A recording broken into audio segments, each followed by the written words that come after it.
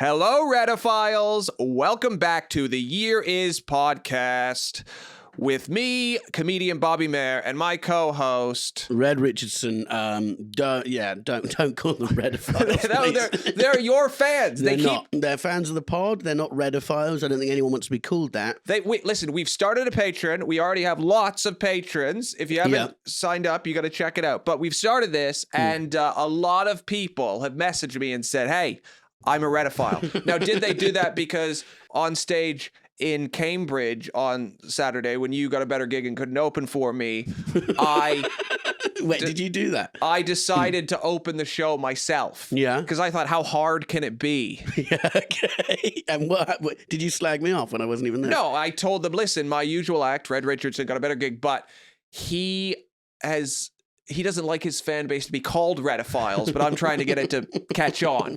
So if you could, send him a message. Oh, no, not more of this crap. And say, hey, I'm now a Redophile. Mm-hmm. But nobody does it, I think, because literally the difference between the word Redophile and pedophile is one line. Yeah. Like the R and the P, it's one line. So if you and the R and the P... One letter, you mean? No, a P is like a P. Oh, yeah. And then an R is just one line. So the difference between a fan of Red Richardson and a pedophile is literally a very fine line. It's literally a thin, small line that separates your fan base, Redophiles, from the most hated group in society. But you know what? No risk, no reward. If you're not going to out yourself as a Redophile and sign up to our Patreon, you're not going to get the benefits. No, and you don't have to be called that. You can just be like, Red's. What? I'm a fan of Red's Year Is podcast. Yeah. That's a bit clunky. I know, but it's just nicer, isn't it? I'm a Redophile. Listen, guys, I'm a non-practicing Redophile. Okay, yeah. You hate yourself for it. Wait, no, what's it called? It's not called non-practicing. Non-offending. I'm a non-offending Redophile. I'm a non-offending Redophile. I haven't been to a Red Richardson show. I've never actually seen Red Richardson do any comedy, but I think deep down that I really like Red Richardson. And you burst into tears whenever you think about me. Yeah, and I have to live alone in the woods. If there's anyone near me that looks kind of like Red, I really want to fuck him. I don't know what's going on, but if I see a guy with a mustache who's just a bit curvy in the right way, I just start coming. I could go from flaccid. I can ejaculate while flaccid if I see someone that looks like Red Richardson. This is the start of the podcast. Yeah. I'm just getting people in, If this is the first episode you've listened to, you got to go back. Yeah. There's some history. This is episode 20. There is some history leading up to this. This is our 20th episode, so thank you everyone who's listened so far. Yeah, if this is your first time listening, this usually takes about 20 minutes for Bobby to be this disgusting, and we usually start with a few facts, but... No, not anymore. You're going straight in. We're going straight in. I think we have to tell people about what happened when we were talking on the phone. I was on the phone to Bobby, having a bad weekend, and this is a continuing thing, actually. We've talked about these things now 3 times on the pod. A man on an e-scooter crashed into a parked car, smashed his face open on the pavement, and I had to wait with him while we called an ambulance when there's blood everywhere.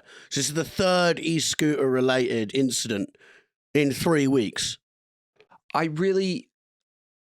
did his face look like? It was just complete split, eyebrows split, black eyes, cuts under his eyes. He completely smacked against the curb.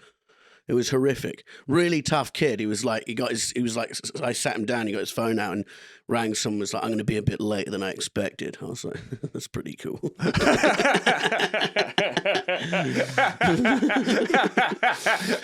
But yeah, so this has been a roller coaster for e-scooters this last few episodes. How old was this guy? He's 19. He was so much tougher than we'll ever be. Oh, mate, yeah. And I had to ask him, it was because I'm on the phone, they ask you so many questions that they're like, is there any sort of flammable stuff? You're like, well, can you just send an ambulance? Do you know what I mean? I don't, like when they're typing in the details, you go, is this going to, like, if I answer this wrong, you just won't send something? Like, can I just tell you this guy's got blood coming out of his eyes and can you just send someone, please?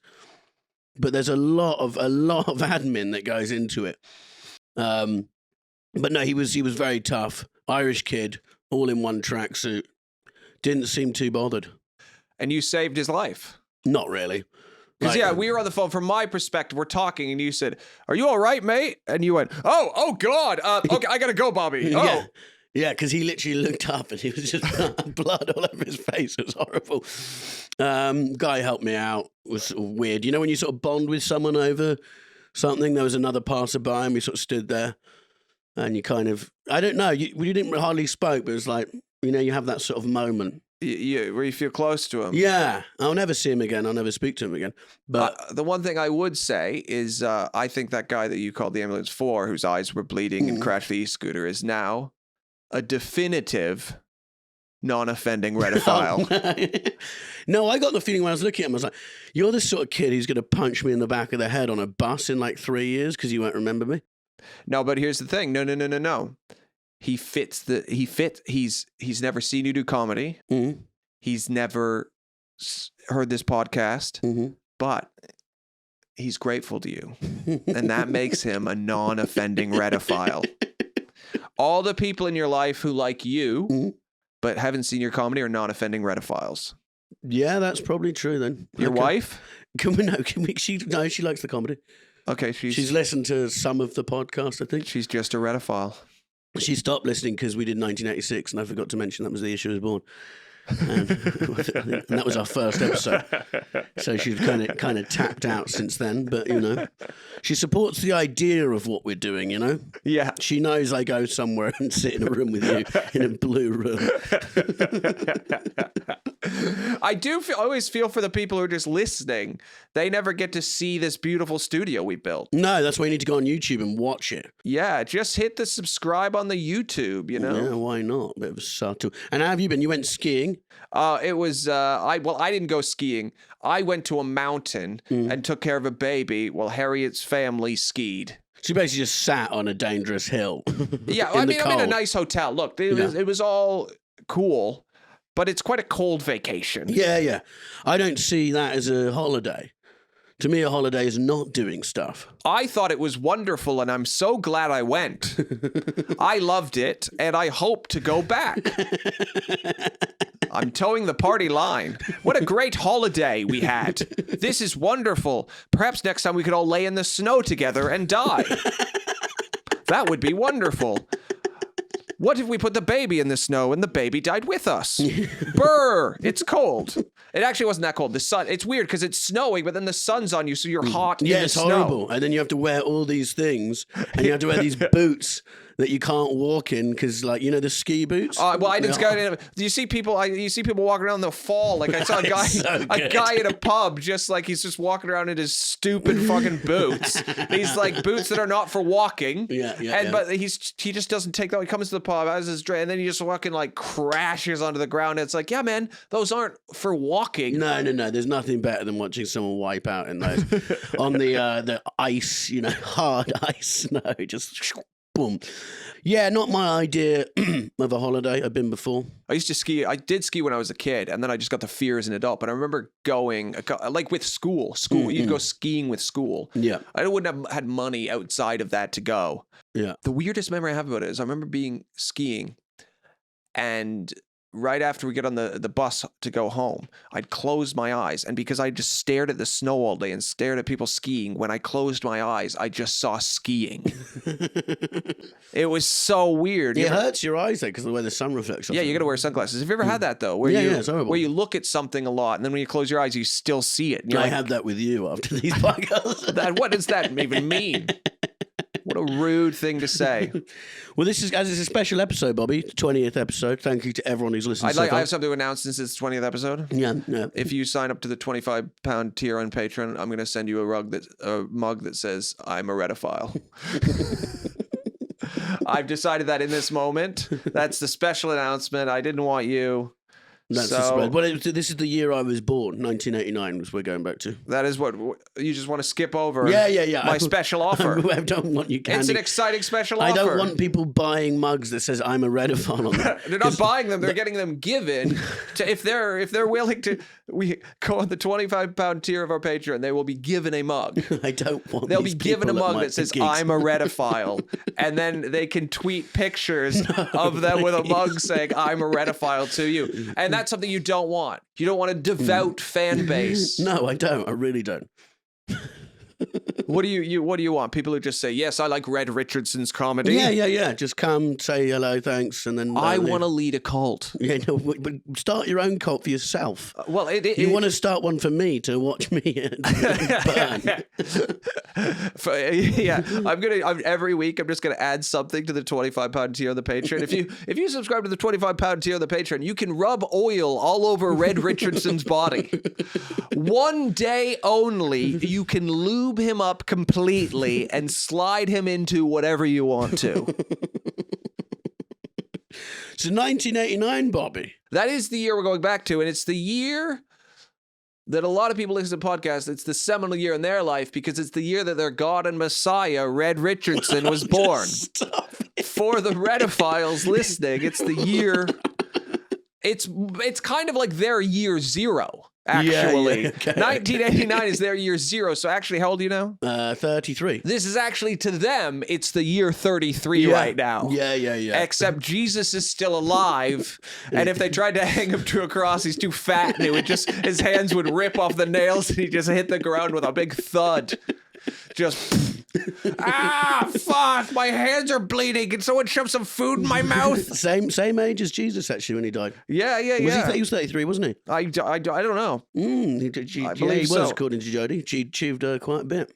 So, but never had a podcast. So there you go. He would have, for sure. Oh, yeah. It would be the most boring podcast going. He'd be an Instagram influencer who then got done for sending a dick pic to a 15-year-old. Yeah, he would have got me too, 100%. Yeah. That's 100% what would have happened. So in your research, Bobby, apart from me being born, what amazing stuff have you come across? Well, let me tell you right now. Okay. It better be good. In 1989, the first commercial dial-up internet connection in North America is made by the World STD. It was called STD. That's what it's called. Really? They didn't. What does that stand for? Does it matter? Because we all know what we're going to think it stands for. Okay, we got to name a company. We could call it the World Internet. No, I don't know if that word actually exists yet. It's 1989. I don't know if we know about the word internet yet. What about the World STD? Well, yeah, that might stand for something in the company, but other people think that means sexually transmitted diseases, and it's 1989, so AIDS is pretty big right now. Maybe we shouldn't call our internet company, AIDS. Yeah. And they're like, no, we're going to go with it. The World STD. That's not a good name. It really isn't at all. I remember dial-up internet. It was terrible. It was almost not worth it, as a thing. People go, and you go, is this worth it? I mean, compared to no internet, it's worth it. You're comparing it to now, our life with faster net. I just didn't bother with it, Did you? Yeah, how else do you look at sexy images? That was a seminal part of my life, just looking at sexy images. It would take you 10 hours. It does. It takes 5 minutes to load an image, and every new pixel is very exciting. But then no one in your house can use the phone because you're trying to get a picture of some boobs up. Listen, get off the phone, Mom. I need to come. Your dad's had a heart attack. We need to ring the ambulance. Well, I'm going to have a heart attack if I stop what I'm doing right now. I can't stop mid-stroke, baby. You can get a new husband. Daddy to hang in there. Yeah. Listen. Bobby needs to put a stent in his chest. I need to finish what I started. Oh, my God. Yeah, it was like that. I remember trying to show my sister a rap battle that I found on the internet in 2003. And she was just so she didn't care. It's just like two fully grown men calling each other gay was basically the extent of it. I mean, I've met your sister, and I feel like even if it loaded quickly, she wouldn't care. She wouldn't care. You have very different interests. Of course. Your sister, without is the most normal person I've ever met who's connected to you. Like everyone else I meet that's connected to you in any way, like, you know, me, you're all extended friends. There's there's always some like broken part of them. But your sister is just like this normal, very nice, very together. Yeah, she's not huge for rap battles, basically. No. But yeah, no, it'd take like 20 minutes, and it would load up like 3 seconds. And be like, that's what your mum said. And then I'd be like, you got to wait for the next bit. And you just sort of sit there. It was awful. Yeah, I was, what was it? Beep. It would make that beep noise. Yeah. Beep. I remember playing Age of Empires online. You ever play Age of Empires? A great strategy game. It was played by like kids who were drowning in pussy. Okay, it doesn't sound like it. It was Age just of like Empires. So it's one of those. I've heard of it. It's like an online strategy game where you raise an army and fight others online. Yeah, I played a bit during lockdown, and it was just a game where if there were kids, like teenagers, and they were just drowning in pussy. And they were too hot. They were popular. too hot, too cool. Their glasses were too sexy. Yeah. Braces their muscles were too big. Yeah. Their dicks had grown early, is what I'm saying. And I played that game because I was one of those guys. Yeah. Early dick grower. Okay. That's the thing. When you're a kid, there's kids that have big dicks because they have puberty early. But it's like, listen, buddy, I'll catch up to you. Give me a couple years. Your dick might have grown early, but this is a marathon. When was this happening? You don't remember like gym class? You see everyone's dicks. No. What? What was no? That's what I was told. People got changed, but no one was ever like going up to other people saying, "Hey, don't worry, even though that's big now, I'll catch up to I'm just saying what I was thinking. I was sitting there thinking, yeah, I'll get you should there. track these people down. I want to track everyone down that had a bigger dick than me with a kid and see how their dick's doing now. Listen, well, Netflix might make that, Listen, Bobby checks on. You think, maybe at 13, your dick, you hit puberty at 11, so your dick was a bit bigger than mine. Listen, I've had a couple more years in the puberty game. I think I might have caught up with you. Also, let's measure up. This would be a great show. We include balls. This could be a great TV show. This time we include balls. Yeah, that's season 2. No, because the older you get, the longer your balls get. If we're including ball length, buddy, I got you beat. Oh, you're thinking, hey, well, I don't think that balls should be measured because you can't fuck with the balls. Well, guess what? You're fucking wrong.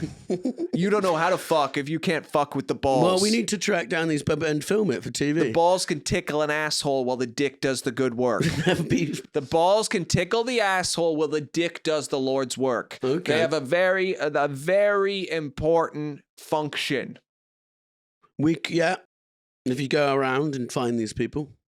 Thing is, one of them's probably done something amazing, went out to a war-torn country, helped out, volunteered, got their legs blown off, and in our TV show, you track them down to wherever hospital they're in and go, look, I've got a bigger dick than you. And he's just like, what? Just fuck off. Yeah. He wouldn't say fuck off. He'd say, just give me a second. Me. Give me a second. He'd just jerk off a little. That's what people always do. I don't think you can. In gym class, you don't remember that? People would just I don't remember any guys, you just see guys kind of turn around and just give themselves a little tug to plump it up a bit.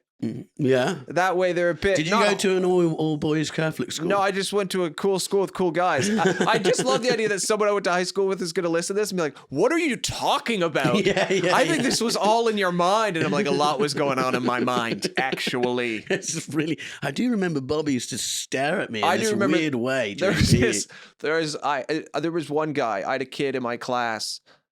I'm going the other way now. He had a micro penis. Like a straight up micro penis. It was crazy. And I checked on him on Facebook. He's married. And I'm like, your wife is for sure getting it somewhere else. I'm not shaming you if you have a micro penis. But it was. Yeah. How old was he? Oh, at the time, maybe 14. And you went and tracked down his Facebook. I just to check on his remembered he had dick. a small dick, and I thought, to see if there's any photos of his dick. You should write to him, Bobby. I Going, remember- Sorry, it's been really bothering me. What's the dick saying these days? I remembered he had a small dick, and I thought, I wonder what he's up to, you know?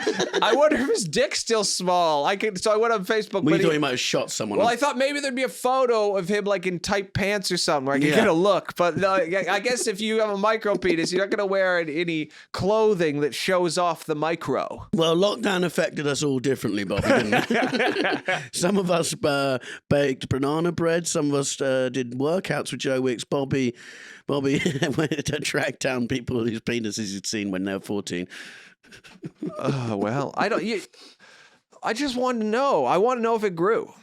Well, we can find out. He might even listen. We can't find out. What's his name? How are we going to find out? I'm not going to say his name. That seems mean. Yeah. What if he's got the biggest dick in the world now? Well, you might. That's the whole point of your That's what TV I'm show. saying. Yes. I know. That's the point of my show.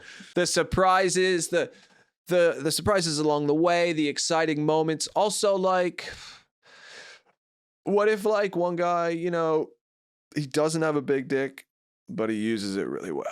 I don't know. Anyway, dial-up internet.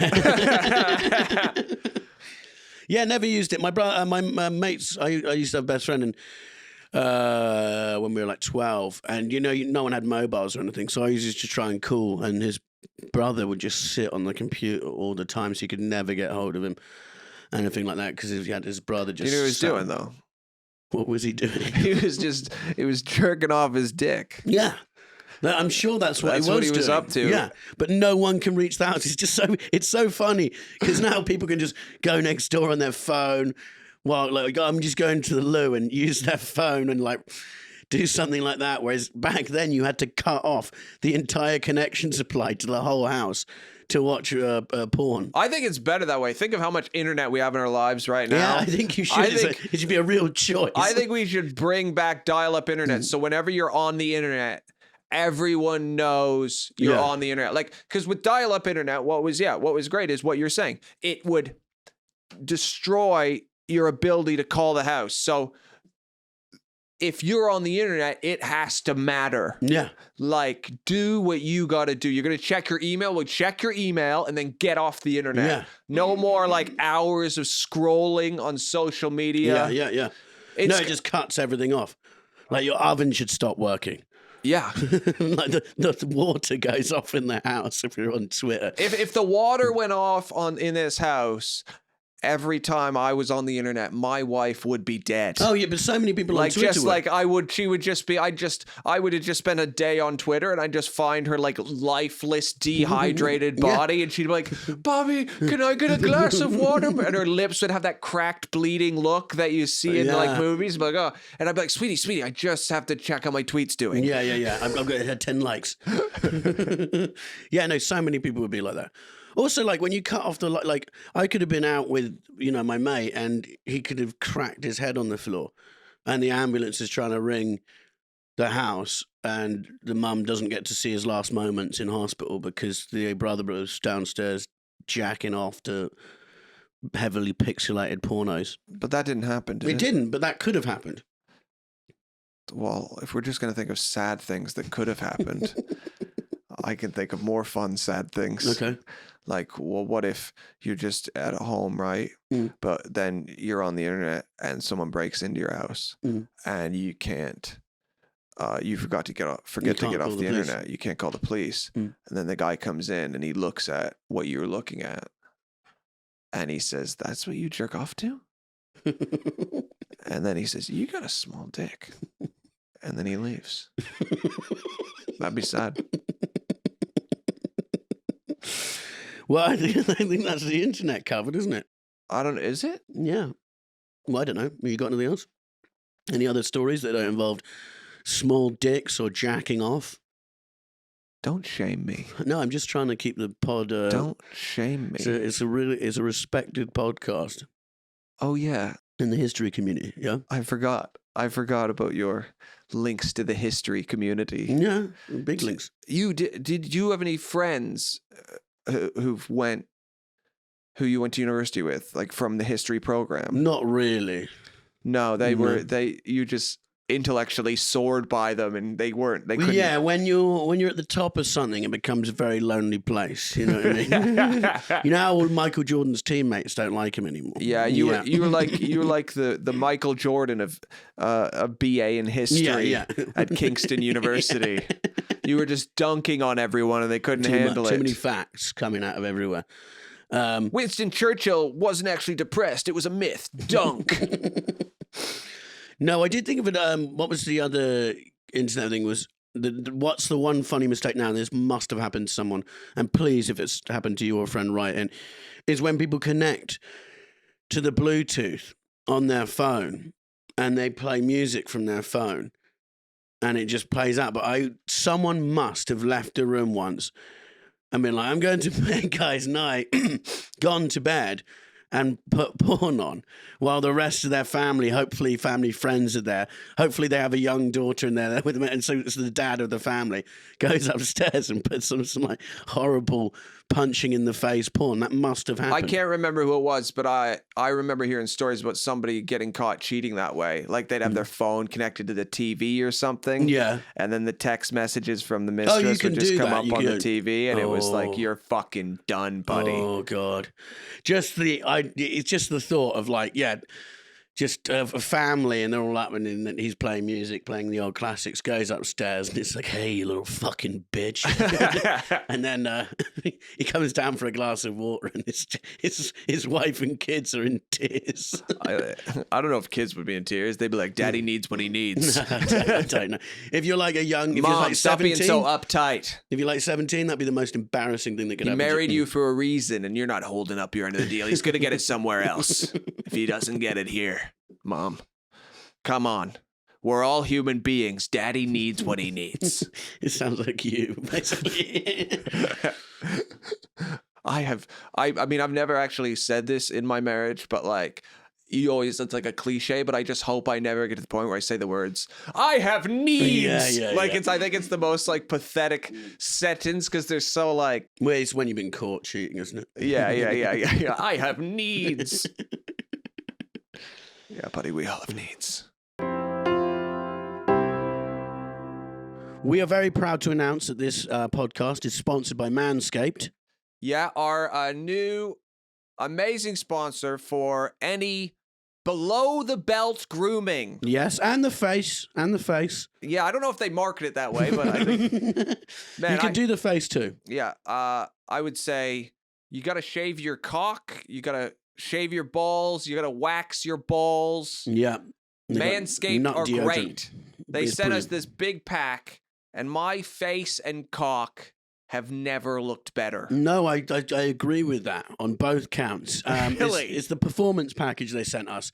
And they're offering you, our listeners and viewers, the chance to get 20% off using YearIs discount code, YearIs. And it's also free shipping, Bobby. Yeah, free shipping is pretty good. And they do all sorts of stuff like they do boxers, which are the comfiest boxers I've ever worn in my life. I'm wearing some now.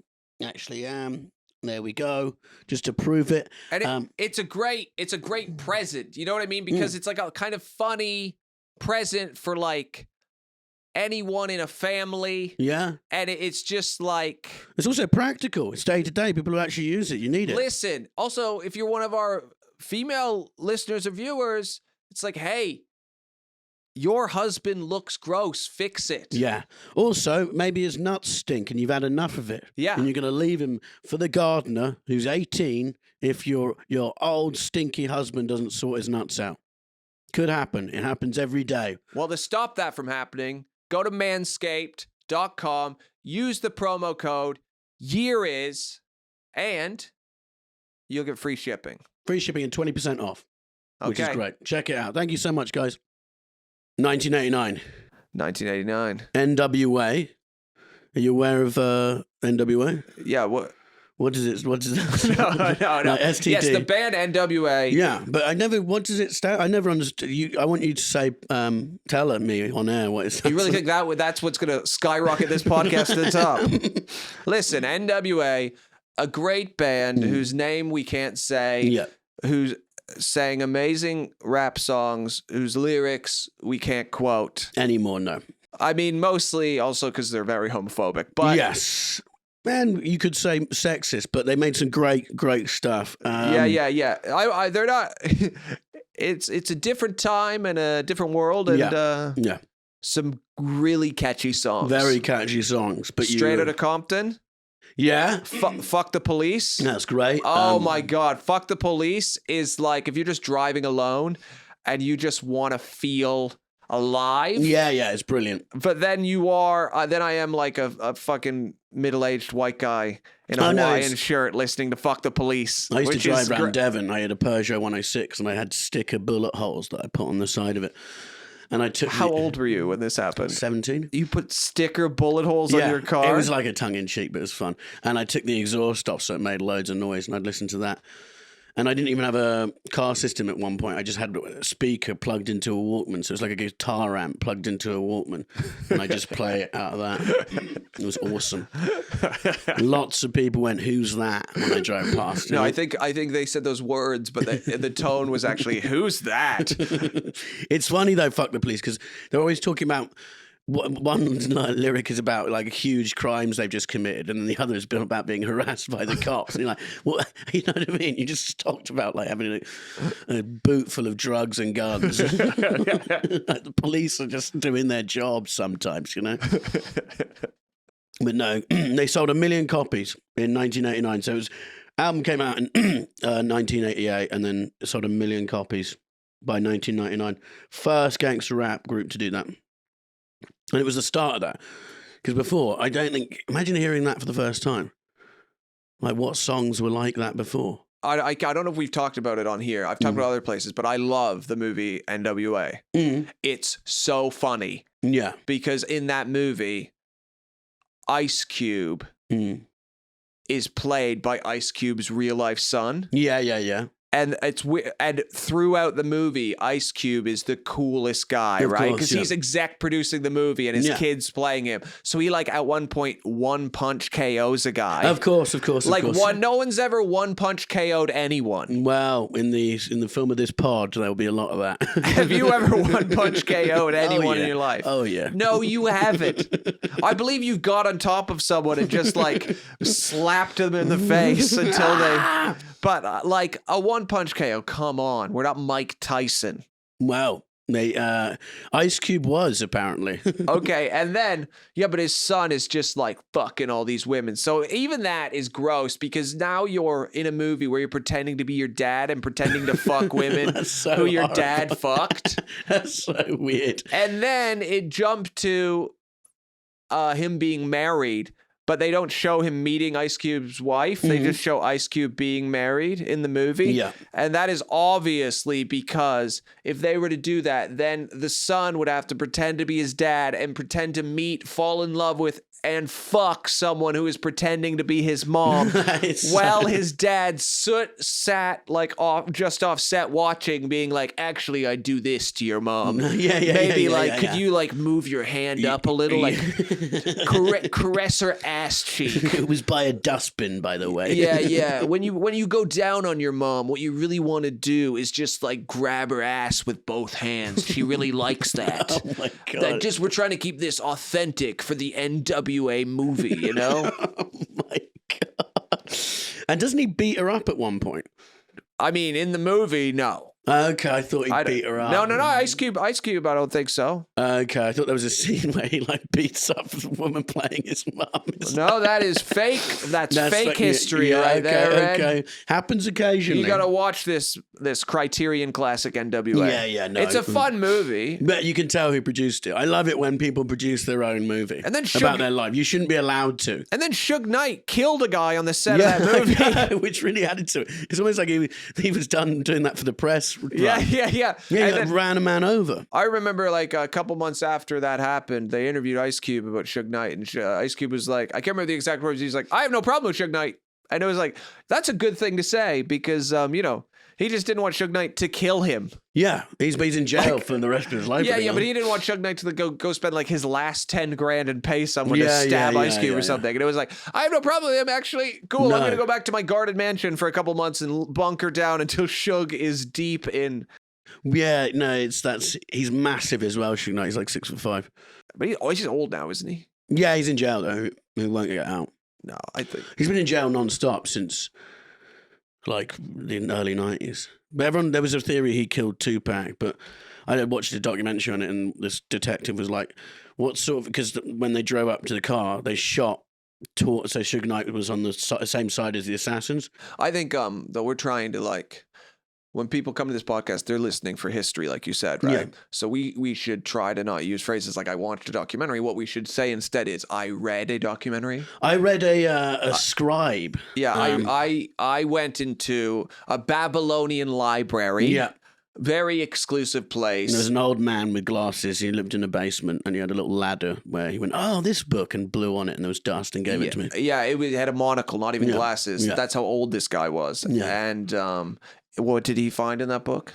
He found testimony from a policeman the guy basically said no one who was paying to have someone killed gets the assassin to shoot over their head in a car. So like the assassins pulled up alongside, and Suge Knight's on the same side as them. They shoot past his head. He got hit as well. Oh, yeah, I mean, that would be just insane. But everyone that goes, there's this huge theory, who did it? And it's like, well, earlier that night, Tupac and Suge Knight beat up this guy called Orlando, who was a member of the Crips. I think you just called him Suge Knight. Suge Knight. You said Suge Knight. Suge Knight. I'm Sounds sorry. like an interior designer. As an intellectual, TV. I pronounce words as I read them, and I'm he is Suge Knight. Suge Knight. Suge Knight. Sort of Grand Designs TV presenter. Guys, I love NWA. I love Suge Knight. But anyway, so they beat up this guy, and Ikakoob. Tupac. They beat up this guy, and he was a member of the Crips, and he's like killed loads of people. And the Crips have like 25,000 gang members, so they went around looking for Tupac and shot him. This is the most logical explanation to that. And there you have it on this podcast. All the theories thrown out the window with just some hard facts. Wow. Mm-hmm. Wow, Red. Mm-hmm. They could have just read the documentary, though. Yeah, they could have, but the access to the library is quite hard. You need a big IQ like we have. Yeah, I think guess, some of our higher up Patreons could have gotten in. Yeah, it's probably a 200 plus library. Genius tier, yeah. Yeah, what? So, out of curiosity, where is this library? I can't actually say. Oh, I see. Yeah. All I can say is it's 3 buses, 2 trains, a flight, a boat trip, and then a sled with huskies, and that's how you get there. But it's in Antarctica. Yeah, basically. Yeah, okay. It's where all the facts are. Yeah, they've hidden all the world's facts in Antarctica with the seeds. I actually watched a film last night with the guy who plays Jaime Lannister in Game of Thrones about him like in Greenland. Have you seen watched that movie. And he like has to leave notes in the pile of stones. What's it called? Fuck, I can't remember. And he nearly gets killed by the polar bear. And he's just like, why Red, are you just doing this? spoiled the movie. Nearly gets killed by the polar bear. You just spoiled the whole movie again. Every week. Red, that movie just went on Netflix. Did it? That movie just got onto Netflix and you just spoiled it. Yeah, in the movie. And then he always gets killed by a polar bear. Anyways. Yeah. And then Bobby tracks him down and says, how big's your penis? Because I've been looking for you for years. Yeah, I travel back to the early 1900s, find Jaime Lannister's in Greenland. Yeah. And he's like, oh my God, if you came to rescue me, I'm stranded here. Because that's what happens in the movie. They're stranded in Greenland where they go on this mission to prove that Denmark owns Greenland and not America. It's how, and it's like, what's the point? Well, yeah, who gives a shit? Yeah. But it would be, then I go find him and he's like, oh my God, you've come to rescue me. And it's like, no, I'm actually from another time. He's like, what? I'm like, I'm from the year 2022. What? Yes. Why have you come back? Well, your great-great-great-grandson had a pretty big dick when he was 14. And sadly, he died in a boating accident, so I was never able to see his dick. It got caught in the propeller. We don't know how big it was. But I figure your dick probably about the same size as his. Can I see yours? I'll give you some food. So I'd give him food. He'd show me his dick, and I'd say, that's what I thought. Mine's better. And then you'd leave. I'd leave. Leave him to die in the cold with a cheese and ham panini that you've given him. Yeah, from Costa Coffee. Yeah, they travel. It just seems like, I don't get these Arctic explorations. It always seem like the worst thing ever. And the Antarctic just looks, well, Greenland, all of the cold places. I just don't think we need to know what is there. Yeah, a lot of cold. A lot of cold, couple of bears, killer whales, seals. Yeah, I saw this story about there's a post office in Antarctica and you can go work there for 6 months. Really? Yeah, and they're advertising for it right but now. Who are the letters for? The other bases in Antarctica, I guess. Although what I don't understand about that is the internet exists now. So it's like if you have the choice between sending a letter to a guy in Antarctica or writing an email. Yeah. I'd just probably write the email. It's going to get there a bit quicker. Do you think Amazon delivered to Antarctica? If I was Amazon, I would, only because it's amazing PR. Yeah, like you just sat there and some guy just appears going, there you go. I don't know. Ding dong. I don't know how they haven't done that as a commercial. Yeah. Like that's a great Amazon commercial is you Anywhere, literally... anytime, any place. Yeah, and you just show a guy going to Antarctica. Yeah. Or like a guy in Antarctica and it's like Christmas Day. Yeah. And then fucking his Amazon package arrives and it's like stuff from his family. Yeah. That's an incredible Amazon ad. Why don't I work in advertising? Well, it's just a pair of socks.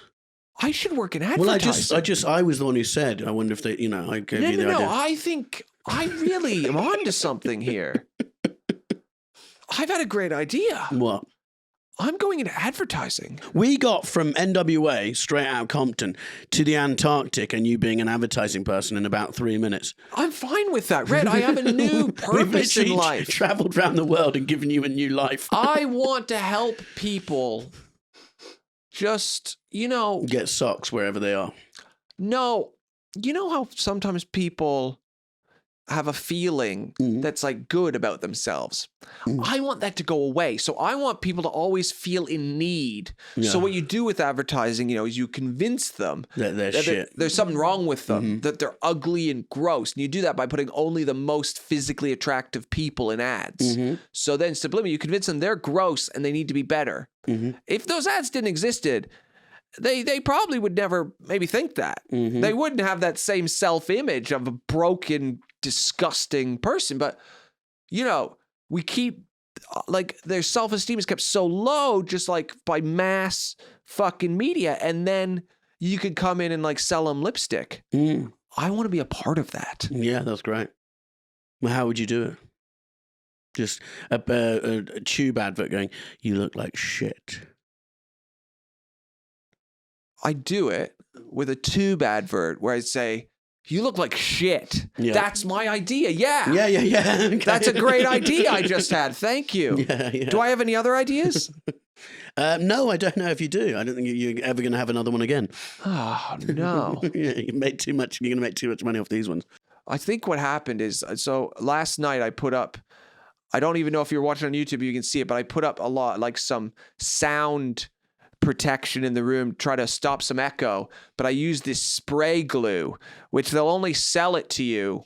It's made me dizzy. Yeah, well, they'll only sell it to you if you're over 18 because you can get high off it, but I just sat in this room with the door closed and sprayed it for an hour. When I went to sleep last night, I was breathing through my nose and I could feel the glue in my nose just going to my brain and hitting just burning brain cells. Oh, God. And then I was like, let's see if I wake up. And I did. But yeah, I can really feel it. I think and then you woke up today and you're like, I'm going to do an advert for Amazon. Yeah, that's what I want to do. So were you NWA big in Canada? I don't know. Right, it was 1989. I was 3 years old. I listened to it when in 2000. Yeah, I listened to it. Everyone listened to. Oh, I mean it persevered. Yeah. Throughout for 20 to 30 years, NWA is seminal. It was huge, but can you imagine us trying to play it to our kids and stuff? I can only speak to my own experience, and it was a seminal album for making white people feel cool. Yeah. Straight Outta Compton was that. The album's called Straight Outta Compton, right? Yeah. I feel like I am a very typical like hanger-on music fan, and that I never even know the name of the fucking album. I'm like, yeah, those guys are great. Wait, what's the album called? Like I'd wear the T-shirt, and people but like. Then there's worse as music snobs who just be like, "Well, you can't enjoy this because you don't even know what they were called before they were signed." Like I'm always okay with like if a teenager is a music snob, I'm like, great, you found an identity for a couple of years. I'm happy for you, and music makes you happy. That's great. But when you meet adults, like I mean, like people in their 30s or 40s who are like complete music snobs, and they like have their vinyl collection, and you mention some like top 20 fucking normal band, and they're like, ugh. Yeah, I bet you think Oasis are good now, don't you? Yeah, and you're like, who the fuck are you? Yeah. Like, we all know now that it's just fucking noise that makes you happy. Let's not pretend. I love it on Twitter as well. There seems to be a thing where people call each other casuals. If you're a casual fan of something, it's like, you should be a casual fan of everything. Otherwise, like, what? No, you have to, like, it's an insult to be a casual fan. It's like, well, you got to be psychotic. I don't want casuals. I want Redophiles. Yeah, okay. I'm looking for Redophiles. Well, we've solved Tupac's murder, Bobby. And I think that's good. What else happened in 1989? Your mind is about to get blown. Okay. In 1989, the Menendez brothers murdered their parents in Beverly Hills, California. Okay. This story I'm obsessed with, and I'm just going to read you all about it because it's a wild ride. Before you get into it, I think there's a house DJ duo who are called the Menendez Brothers now. Maybe they don't know this story. I think they know. Okay. I think they are doing it ironically. Well, like Fred and Rose West, the DJs. Yes. Okay.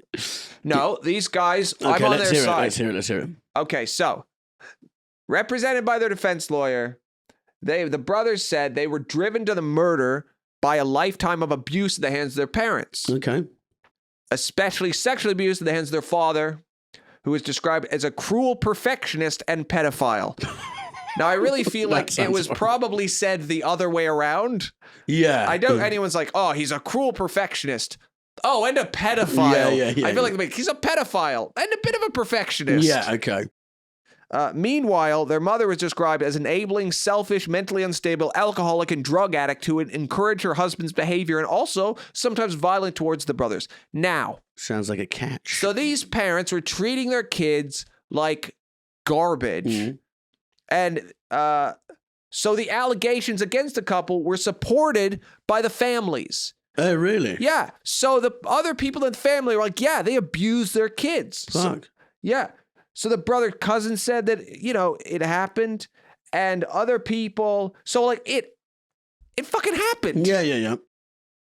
And the prosecution in this case was fucking disgusting. The prosecution argued that the murders were done for financial gain. Mm-hmm. Lyle's prosecutor, Pam Banzinich, argued that men could not be raped because they lack the necessary equipment to be raped. She's not seen American History X. I hope that lady wakes up in a cold sweat every night just thinking about that choice she made in her life. I'm sure she's fine. She probably sleeps like a baby. Eric's prosecutor, Lester Kiriyama, suggested Eric was homosexual and the sexual abuse was actually consensual. Oh my God. So these guys, these poor brothers, they were like 19 and 21. And what happened? Well, they both said they thought the parents were gearing up to kill them because their dad had told them, like, hey, if you fucking tell anyone I abused you, I'll kill you. Yeah. And they had this, like, so they thought their parents were going to kill them, and their parents had got guns. So they got really paranoid, so they got their own guns. And they said one day their parents shut the living room door, and they hadn't done that before. So to them, they're like living in a house with people they think are going to kill them. Yeah. And they saw that as really suspicious. So they just got their guns, and they're like, preemptive strike. And they just went in and they shot their parents. Fuck. And fine. And were the parents rich? The parents were quite rich, yes. This is where it starts to get No, but dodgy. they deserved Yeah, but how do we know that the family members weren't in on it? And the Menendez brothers were two vicious killers who made up a massive ruse. No, they were horrible victims of abuse who killed their abusers. Yeah. Yeah. And what they're doing, what they're in prison, life? Yeah, they spent life in prison. Well, the thing is, they did make some mistakes after committing murder. Okay, what did they do? Well, like, it wasn't like people knew it was them right away. Okay. Okay. So I'll talk you through the murder. So on the evening of August 20th, 1989, Jose and Kitty were sleeping on a couch in the den of their Beverly Hills mansion when Lyle and Eric entered the den carrying shotguns. Jose was shot in the back of the head with a Mossberg 12-gauge shotgun. Kitty was awakened by the shots. Makes sense. Mm-hmm. Yeah. Oh, fuck. Who's shooting my husband? Yeah. Oh, that makes sense. Our kids. Yeah. I probably do deserve this. Jose was the dad. Yeah. She was shot in the leg and fell, and was shot several times in the arm, chest, and face, leaving her unrecognizable. I'm sure I still could have recognized her if I was them. How you doing, Mummy? Oh, you're not feeling so well, are you? Guess you should have treated us a little fucking better. When asked if they killed him, he should have said, "No way, Jose." Because that's his dad. Could have gotten off with that. A lot of laughs in the courtroom. Sorry. When the brothers returned home from later that night, Lyle called the police and shouted, "Someone killed my parents." Mm-hmm. When the police arrived, the brothers told them the murders occurred while they were at a movie theater seeing Batman. I don't think they were at a movie seeing Batman. They were just being Batman, you know? And then they attended the annual Taste of LA festival at the Santa Monica Civil Auditorium. The police did not order the brothers to undergo gunshot residue tests to find out whether they recently used a firearm, since at the time there was no clear evidence that suggested they might be involved. So at first, they had gotten away with it. So there's no gun, there's no residue, they're fucking fine, right? In the months after the murder, the police connected the brothers' lavish spending to the murders of their parents. Lyle bought a Rolex watch, a Porsche Carrera, $132,000 townhouse in West Windsor, New Jersey, and Chuck Spring Street Cafe, a Buffalo Wing restaurant in Princeton, New Jersey. Eric hired a full-time tennis coach and competed in a series of tournaments in Israel. He was actually a top-ranked tennis player, number 44 in amateur ranks in the country. Yeah. He's a pretty good tennis player. They eventually left the Beverly Hills mansion unoccupied as they decided to live in adjoining condominiums in nearby Marina Del Rey. They drove around LA in their deceased mother's Mercedes-Benz convertible, dined expensively, and went on overseas trips to the Caribbean and London. Listen. They seem quite psychotic to me as well. Do you know what they seem like to me? What? Two people celebrating no longer being raped by their dad. Well, I think I'd have quite a party. Yeah, I don't. This is, it's surely you could just go to the police. Like, I don't get the sort of driving around the car. That looks dodgy. Their dad said he was going to kill them. They're stuck in this, it's like they're stuck in like an abusive like cult thing, and they fucking fought their way out. I'm on their side. I would literally visit them in prison. Are they still there then?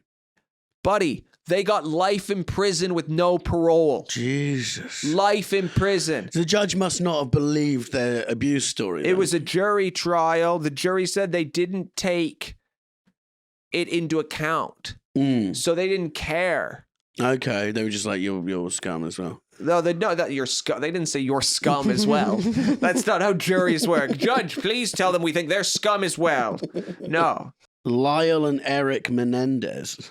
Yeah, the problem, here's how they got, the thing is, so there was no way they could be connected to it really, but they start spending like this, and it does seem like, well, that's a bit irregular. Do you know what I mean? So the police were trying to narrow their search to who had motives to kill Jose and Kitty.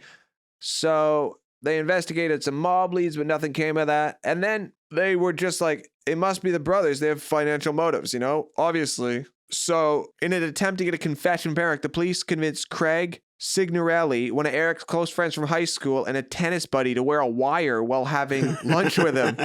What a fucking rat that guy is. What a fucking little rat. He didn't have to do it. He just fucking did it to be involved, little fucking rat. When Craig asked Eric if he killed his parents, Eric said no, but he eventually confessed to doing so to a psychologist. Well, that's named stupid. Jerome Oziel. Well, it's probably weighing on his mind, you know? Yeah, but then why is he driving around? Thing is, as well, is if someone dies, 2 people died, and then their kids start going out for dinner every night and cruising around in the Porsche and going to Israel to play fucking tennis, it's going to be them, isn't it? Yeah, of course. But what I never understand is whenever these people kill someone and get away with it at the start, right? They've gotten away with it and they get the money.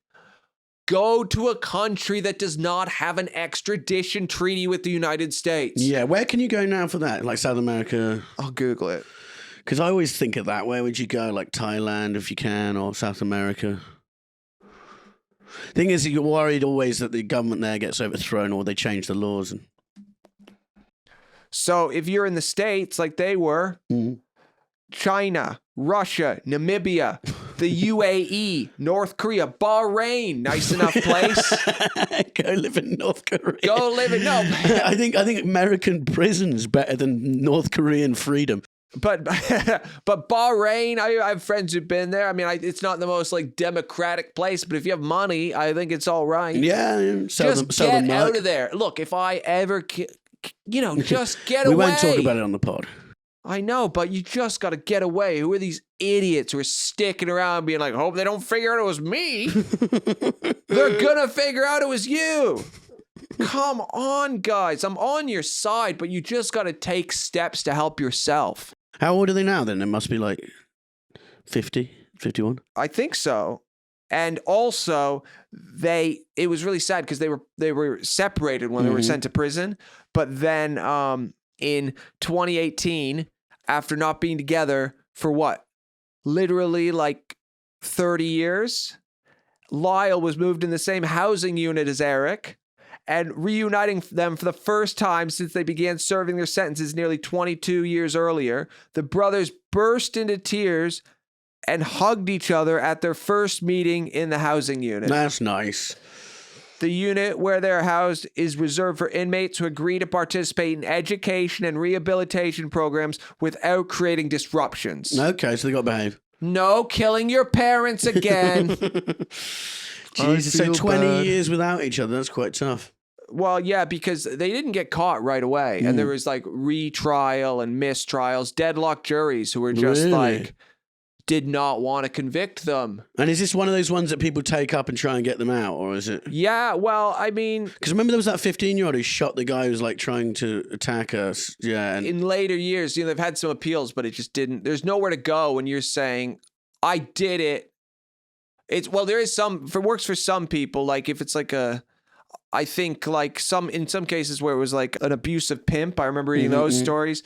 But yeah, for them, it didn't go their way. They just haven't got out. And I think there's like some people on TikTok want them to get out of prison. Well, that's good. But, I want them to. I'd hang out with these guys. Get them on the podcast. I would happily get them on the pod and be like, guys.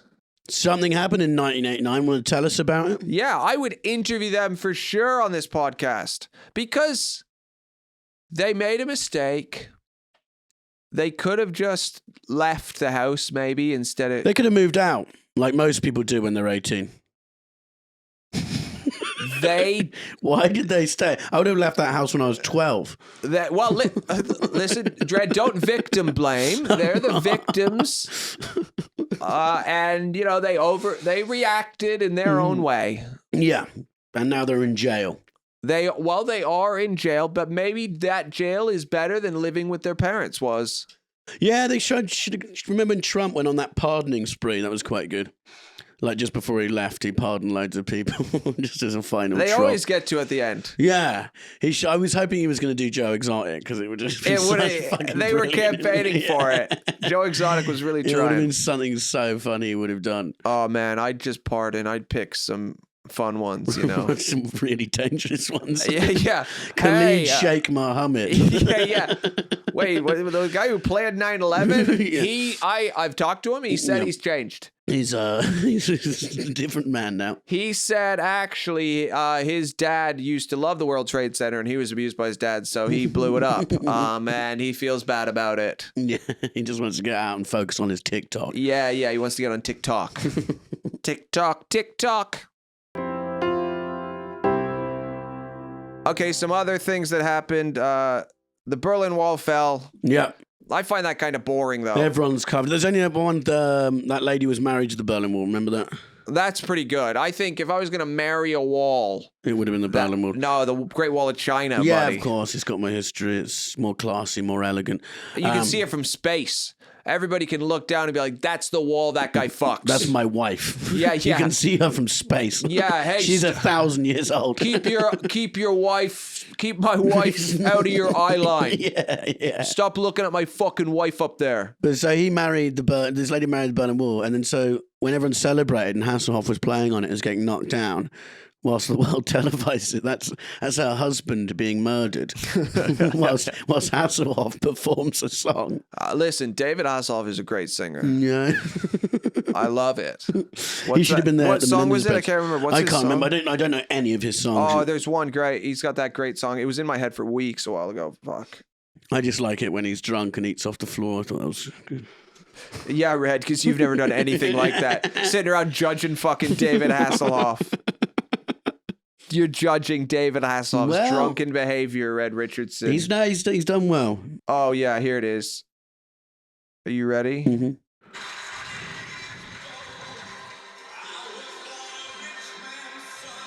We're looking for freedom, buddy. And there's just, everyone's cheering. There's one woman there. Imagine watching your wife or husband being murdered while this is playing and everyone's cheering. They're like, ah! And because the wall's massive, it would have taken hours. Well, it'd be a sad day for her, but a happy day for Hasselhoff. Yeah. Also, keep in mind... You got to stop it because the YouTube have laws, don't they, Jody? We don't want to get doxxed by... No, not doxxed. Shadow banned by YouTube. I don't think we're going to. I think this is a better podcast, just listening to David Hasselhoff, actually. In fact, we should do a podcast which is just David Hasselhoff songs, which is basically just Spotify of his, yeah. Well, this is like a remix because we're talking over it. Yeah, it's quite nice though, isn't it? I'm enjoying this. Should we just wrap up? Let's wrap up. We got one more thing with the Golden Toad. Yeah. The Golden Toad went, last seen in Costa Rica, the last Golden Toad is extinct now. So bad year for the Golden Toad in 1989. It's really sad about the Golden Toad. Yeah, it went extinct, didn't it, Bobby? I've always wanted to be the last member of a species. I think that'd be quite sad. Yeah, well, no, because it would be great because you'd be the best at everything. Yeah. Hey. I'm the best footballer in the world. I got the biggest dick in the world. Right, should we wrap this up? Yeah. Dick of the year. Who's Dick of the year, Bobby? David Hasselhoff for singing this shitty song. No, who's the Dick of the year? Menendez. Lyle Menendez has got to be Dick of the year. I think the brothers would have gotten away with it if when they murdered him, Hasselhoff was there singing this song. And they'd done it live at the Berlin Wall. Lyle Menendez. Jose Menendez, the dad who was murdered. Okay, yeah. Okay, Jose Menendez, not Lyle. It'd be weird to pick one brother and not the other Lyle's one. literally my hero. Okay, but yeah, so Jose Menendez, your Dick of the year, because apparently you weren't nice to your kids, and your kids shot you.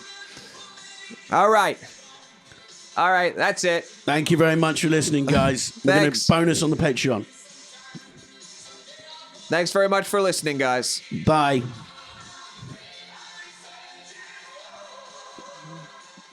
Thank you for listening to an episode of The Year Is, with me, comedian Bobby Mair, and my sometimes friend, Red Richardson. This podcast has been produced by our brilliant producer, Jody VandenBurg. Thank you.